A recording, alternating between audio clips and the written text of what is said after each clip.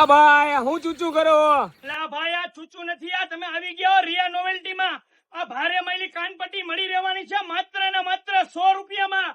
બાળકોના મોજા મળી રહેવાના છે 7 રૂપિયામાં. જેન્ટ્સ ના મોજા મળી જવાના છે 8 રૂપિયામાં. અલગ અલગ કલર છે, અલગ અલગ પેટર્ન છે ને બહેનો માટે તો ખાસ ઓફર છે. મોટામાં મોટી મોજાની જોડી મળી જવાની છે માત્ર ને માત્ર 9 રૂપિયામાં. ને સારા ક્વોલિટીમાં લેશો તો મળી જવાના છે 10 રૂપિયામાં મોજા.